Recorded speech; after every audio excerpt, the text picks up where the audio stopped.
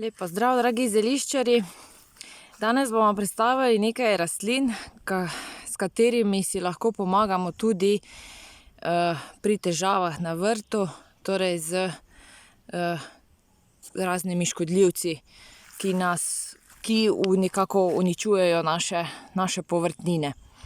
Prva ena izmed teh rastlin, s katero si lahko pomagamo, je pelin, katero že prepoznate na posnetku. To je eno tako grenko zelišče, za katerega pogosto ne vemo, kaj bi z njim, saj se razraste kar v veliko rastlino. Nekako ga lahko kar uporabljamo tudi kot zastirko proti polžem, saj jih zelo ta grenkoba in ta njegov vonj jih precej odganja. Iz pelina pa si lahko pripravimo tudi prevrelko, brozgo ali pa čaj. Na primer, za prevrelko lahko uporabimo nekje 300 do 500 gramov svežih rastlinskih delov, to pomeni kar celo rastlino lahko porežemo, ali pa vzamemo 30 gramov posušene rastline in 10 litrov vode. Nerazredčeno prevrelko pač uporabimo v prvi meri v predspomladanskem škropljenju. S tem okrepimo rastline, deluje proti ušem, pršicam, rji. Zdaj v poletnem času pa je zelo dobro, da uporabljamo čaj iz pelina, in sicer v razmerju 1:3. Deluje pa na gosenice, uši, mravlje. Rastlinskih delov pelina naj ne bi devali na kompost, saj odganjajo deževnike. Torej pelin zdaj v poletnem času uporabljamo v obliki čaja. To pomeni, da si pripravimo čaj kot poparek, isto kot za nas, za ljudi, le da je nekoliko močnejši. V razmerju 1:3, to pomeni, potem vzamemo en del čaja, 3 dele vode in s tem uporabljamo kot naravni insekticid. Naslednja rastlina v vrsti za pripravo naravnih insekticidov je vratič. Vratič cveti rumeno ali belo. Pri pripravi naravnih pripravkov uporabljamo tistega, ki cveti rumeno. Najdemo ga pa nekje zapuščenih zemljiščih ali na zemljiščih, ki so bila nekoč obdelana, ali pa na kakih peščeni zemlji. V glavnem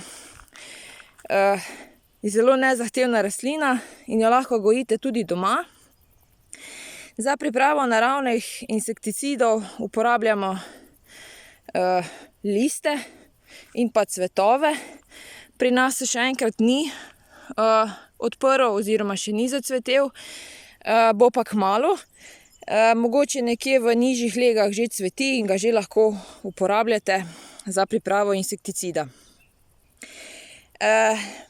Drugače s pripravki iz vratiča moramo biti zelo previdni, saj je lahko strupen, predvsem za otroke in pa za domače živali. Iz vratiča lahko isto kot za pelin naredimo prevrelko, brozgo ali pa čaj. Deluje na vse vrste žuželk. Zelo uspešno deluje tudi kot zastirka proti polžem. In isto kot za pelin, torej za prevrelko potrebujemo 300 do 500 gramov svežega cvetočega zelišča ali pa nekje 30 gramov posušene rastline, namočene na 10 litrov vode. S tem nerazredčenim pripravkom škropimo samo po tleh. Po rastlinskih delih, torej po rastlinah, ki so okuženi z, na primer, najpogostejše so uši, pa ta pripravek razredčimo v razmerju 1:3. Če pa želimo kar direkt nekako škropiti, pa je dobro, da si pripravimo isto podobno kot pelin, torej da pripravimo čaj iz vratiča, nekoliko močnejši, in ga potem razredčimo v razmerju 1:3, torej 1 del čaja, 3 deli vode in direktno mešamo direktno pošpricamo prizadete dele rastlin. Dobro je mogoče, da uporabljamo tudi zraven čaj preslice, s tem še bolj okrepimo rastline in še bolj okrepimo delovanje naravnega insekticida. Tej mešanici, torej vratiča in pa preslice, dodamo še pa malo soli. Tak pripravek pa deluje tudi na krompirjevo plesen. Poleg insekticidov naravnih, to spadajo še koprive, kot sem omenila že preslice, in še marsikatera druga rastlina, katero pa lahko najdete v receptih od raznih društev, kot je na primer društvo Ajda. Zdaj si bomo pa pogledali še nekaj rastlin za pripravo naravnih fungicidov. Fungicidi, to so pa v bistvu pripravki, ki delujejo proti plesni. To pa plesni nastanejo ponavadi takrat, kadar je v ozračju bilo preveč vlage in potem kar naenkrat pride ta sparina, sopara ali pa kakšne meglice. No in zdaj si bomo pogledali rastline, ki pomagajo proti tem težavam.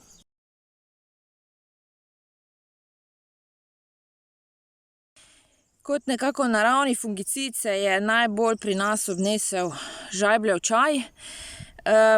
Takšen, ki pač nekako preganja tudi naše težave z grlom in pa kašljem. Pripravite ga pa mogoče nekoliko močnejšega, kot pa da bi ga pripravili za sebe. Ta pripravek, torej ta žajbljev čaj, uniči koristne glivice v tleh, zato ga uporabljamo samo v primeru, ko nam rastline redno propadajo zaradi takih glivic. Drugače je pa zelo uporaben ob napadu krompirjeve ali pa solatne plesni.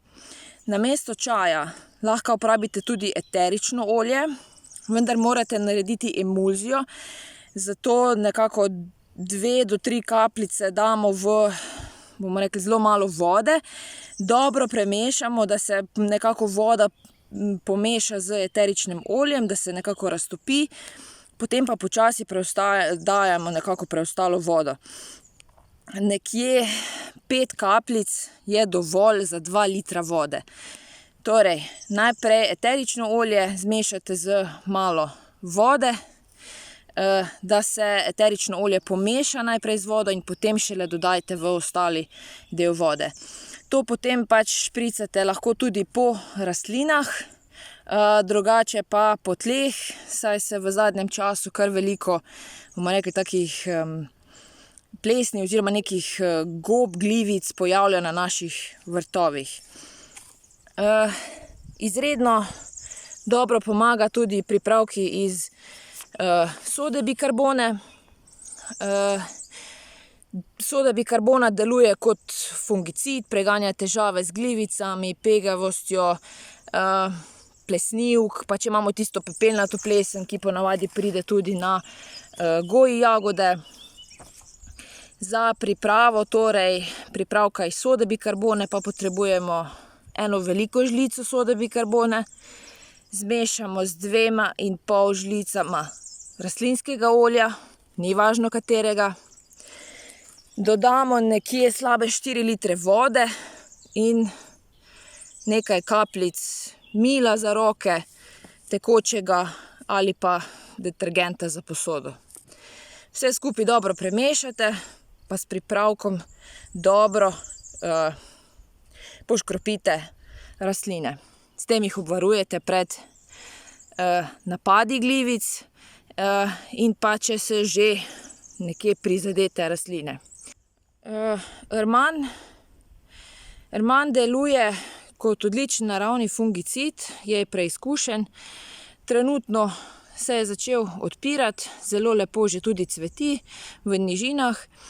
Cvetove nabiramo, saj so pač predvsem odlični za zimske čaje, kadar nas pestijo težave z želodcem.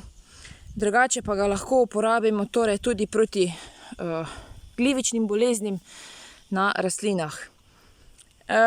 Vzamemo nekje 20 gramov posušenih cvetov in jih prelijemo z nekje litrom hladne vode ter pustimo stati 24 ur. S tem dobimo zeliščni izvleček. To precedimo, razredčimo v razmerju 1:10 in uporabimo pri težavah z glivicami.